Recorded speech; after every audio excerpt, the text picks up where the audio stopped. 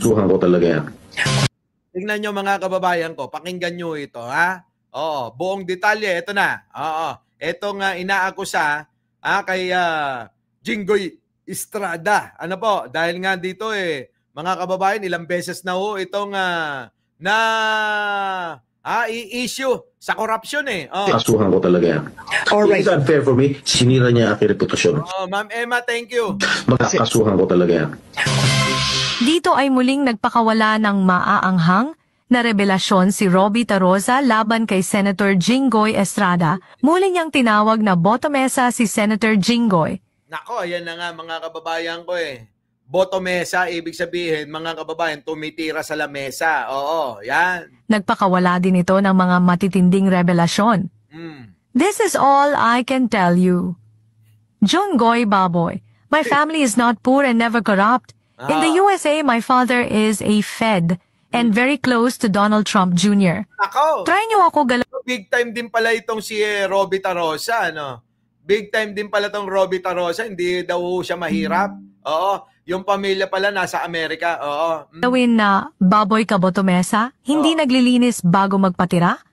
You have the nerve. Grabe naman, hindi naglilinis bago magpatira, no? Walang hugas-hugas. Mga kababayan ko, ganun ba? Grabe. Oo, grabe itong si Jinggoy, To question others dyan sa investigation sa Senate? Kupal to the highest level ka? Mukha kang pagong na tumitira ng palaka. Naku, mukha kang pagong na tumitira ng palaka. Anong klase yun, mga kababayan ko? Nagtiran yung pagong at saka palaka. Imagine nyo na lang, mga kababayan.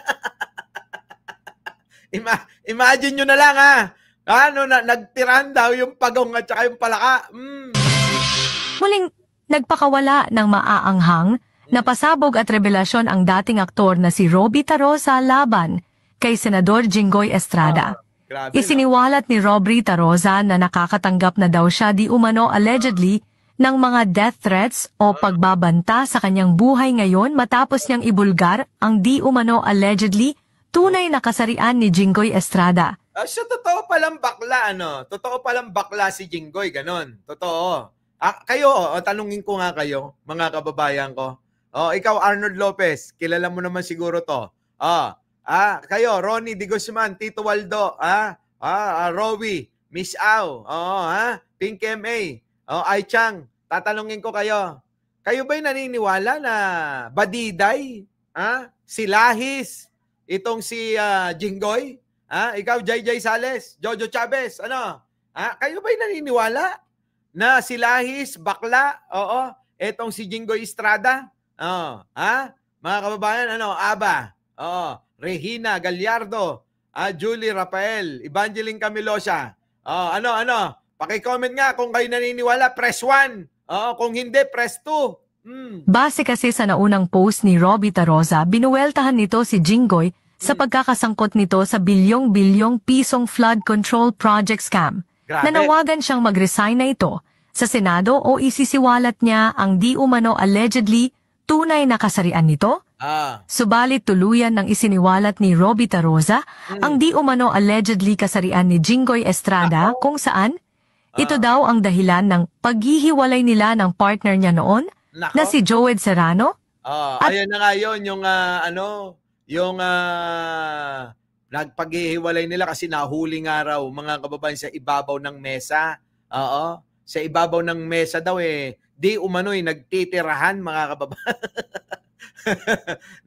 Nagtitirahan daw, Nagkaroon daw ng sexual relationship o pagtatalik ang ex-partner niyang si Joed Serrano. Ayan, yung Joed Serrano, bakla rin siguro ito.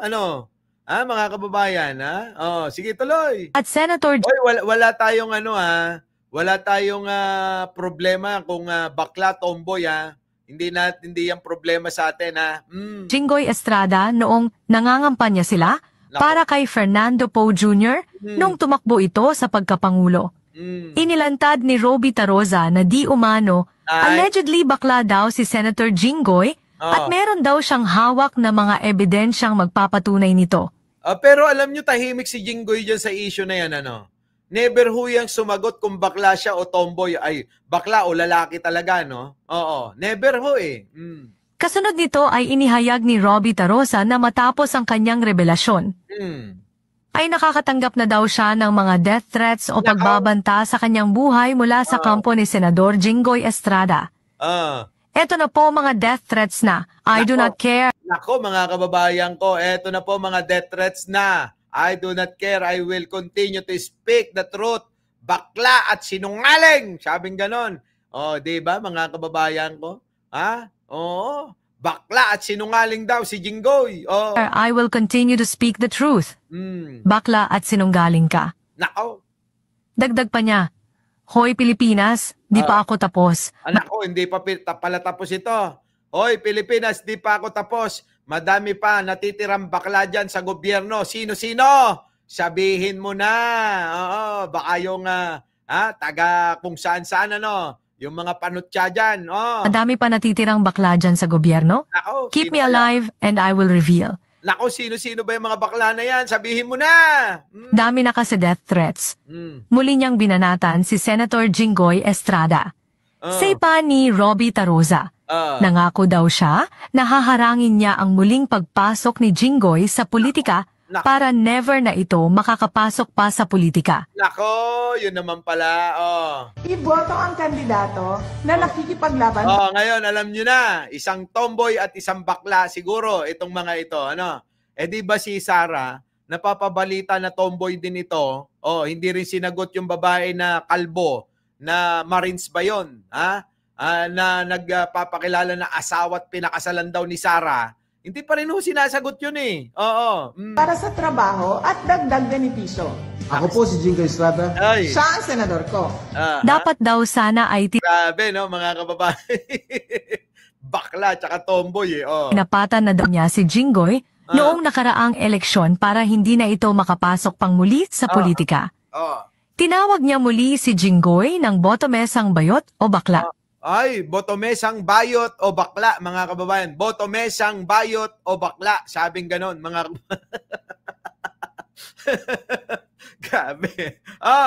Dear Baklitang Unggoy, dear Baklitang Unggoy, I promise you, Botome, you will never be a politician again. Nako! Promise you, Botomay, you will never be a politician again? Dapat pala last election tinapatan kita bayota ka? Why are the Filipino voters so stupid? Bayarin? Sige po, punta kayo sa amin. We will pay you triple. Wag lang sila. Nagbanta rin si Robbie Taroza kay Senator Jinggoy Estrada. Bilang American citizens na siya ngayon, ay malapit daw ang kanyang pamilya kay US President Donald Trump. Alaka, malapit pala kay Trump ang pamilya nito, ha? Kaya wag daw susubukan ni Jinggoy na galawin siya. Dito ay muling nagpakawala ng maaanghang na revelasyon si Robbie Taroza laban kay Senator Jinggoy Estrada. Muli niyang tinawag na botomesa si Senator Jinggoy. Nako! Nagpakawala din ito ng mga matitinding revelasyon. Nako! This is all I can tell you. Jinggoy Baboy, my family is not poor and never corrupt. In the USA, my father is a Fed and very close to Donald Trump Jr. Nako, mga kababayan ko. Meron din palang pinang-aanuhan, pinaghuhugutan itong si Taroza. Try niyo ako galawin na baboy ka botomesa, hindi naglilinis bago magpatira? Nako, grabe, hindi daw naglilinis bago magpatira. Grabe, kadiri naman yun. Kakadiri. You have the nerve to question others dyan sa investigation sa Senate? Kupal to the highest level ka? Mukha kang pagong na tumitira ng palaka. Grabe naman yon, mga kababayan ko. My husband, Emerick, and my son are celebrating their birthdays today. Happy birthday po! Sa asawa at anak po ni Ma'am Aba, na nagse-celebrate ngayon ng birthday. Kaya happy birthday po. Yan. Animal ka? Sa Bisaya, dirty pig. Maruming baboy. Mga kababayan, baboy na, marumi pa. Kasalanan din ni Duterte? Ba't ka nakawala? Anong botomesa? What is botomesa? Tinitira daw sa ibabaw ng mesa, kaya botomesa. Nakatuwad sa mesa. Isipin mo na yon. Yung nakatuwad ka sa ibabaw ng mesa, tapos may kumakabayo sa'yo, ganon. Inday Sara Duterte, Sebastian Baste Duterte, Ah. please explain to the Filipino people the injustice your father has done letting him lose. Hi, tuwadera ng taon? Sa mga oras na ito ay wala pang inilalabas sa social media na pahayag o reaction si Jinggoy Estrada. Wala nga eh. Hindi nga sumasagot, mga kababayan ko. Hindi sumasagot, Boss Mike. Ang Botomesa po, pa-girl. Hindi nga, oo. Yung pa-girl, iba yun. Yung pa-girl yan. Ang pa-girl, yan na yun, yung may mahaba buhok. Yung nagbibihis babae, nag-i-style buhok babae, nagme-makeup, ganon ang pa-girl. Pero etong si Jinggoy, tingnan nyo naman, pamin, paminta, mga kababayan. Pa-action star ang datingan. Pero yung totoo pala, iba ang sinusubo niya. Ganon, mga kababayan ko. Eto. Naku, mga kababayan ko. Kaya nga paano tayo mga kababayan? Paano malilinis ang bansang ito? Kung panay ang binoboto nyo magnanakaw, bakla pa. Our beloved Boss Mike,